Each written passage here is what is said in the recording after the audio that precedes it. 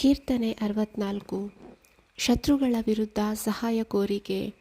ಕಿವಿಗೊಡು ದೇವ, ನನ್ನಾತ್ಮದ ಮೊರೆಗೆ. ಕಾಪಾಡು, ಶತ್ರುಗಳ ಭಯವಿದೆ ನನಗೆ.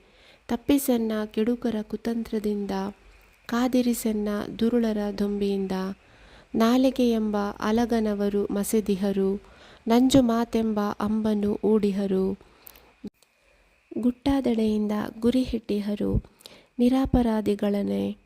ಅಂಜದೆ ಅಳುಕದೆ ಎಸೆವರು ಬಾಣಗಳನ್ನು ತಟ್ಟನೆ. ಕೆಟ್ಟದನ್ನು ಮಾಡಲು ಮನದಟ್ಟು ಮಾಡಿಕೊಂಡಿಹರು, ಗುಟ್ಟಾಗಿಡೋಣ ಉರುಲು ಕಂಬರಾರು ಎನ್ನುತ್ತಿಹರು. ಅವರು ಹೂಡಿರುವುದು ಕುತಂತ್ರವನ್ನು, ಕೊಚ್ಚಿಕೊಳ್ಳುವುದು ಚತುರೋಪಾಯವನ್ನು. ಅಶೋಧ್ಯ ಮಾನವನ ಹೃನ್ಮನಗಳು, ಆದರೆ ಎಸೆವನು ಬಾಣವನು ದೇವನೇ. ಪಡೆವರು ಅಪಘಾತವನ್ನು ಪಕ್ಕನೆ.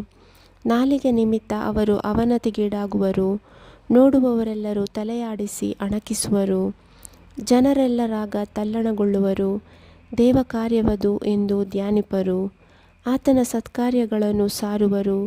ಹರ್ಷಿಸಲಿ ಸಜ್ಜನರು ಪ್ರಭುವಿನಲ್ಲಿ, ಆಶ್ರಯ ಪಡೆಯಲಿಗಲೇ ಆತನಲ್ಲಿ. ನೇರ ಹೃದಯಗಳೆಲ್ಲರೂ ಹಿಗ್ಗಲಿ.